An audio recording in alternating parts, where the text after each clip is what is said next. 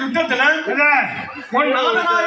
அர்ஜுனுடைய வில்லால் அடிபட்டு இந்த கர்ணனானவர் இறந்து விட்டாரண்ணா.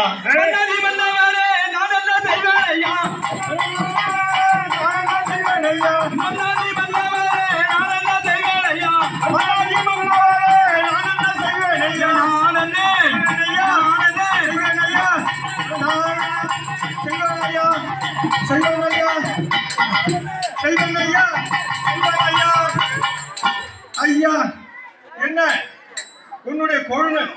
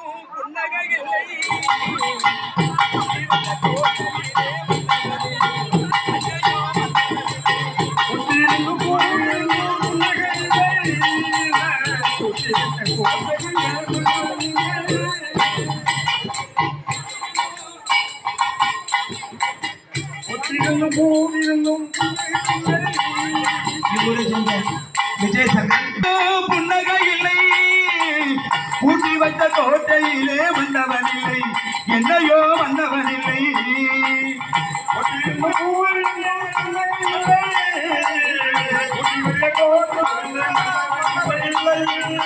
மந்திரிக்கு மலையிறந்தோ மங்களமில்லை, மாலையிட்ட மன்னவனோ இங்கேயும் இல்லை, ஐயோ இங்கேயும் இல்லை.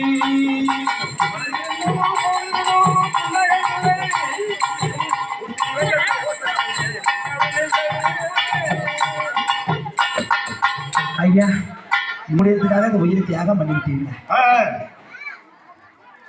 அதாவது அந்த பாண்டவரில் நடுபிறந்தவனாக விளங்கும்படியான அர்ஜுனனுக்கும் எனக்கும் தான் நேரிட்டு. ஆமா, ஆனா அப்பேற்பட்ட அர்ஜுனனானவன் அண்ணாவான கர்ணனை அடித்து 17ஆம் போர் யுத்தத்துல பாடாக முடியாது செய்து விட்டார். அதாவது இவன் பாண்டவருடைய அண்ணன் என்று தெரிந்தும் பாண்டவர்களோட சேர்ந்து கொள்ள சொன்னேன், கேட்கவே இல்லை. அதனால் கடைசியில அடிபட்டு இறந்தான் அப்படி என்றார் கண்ணன். அண்ணா அம்மா,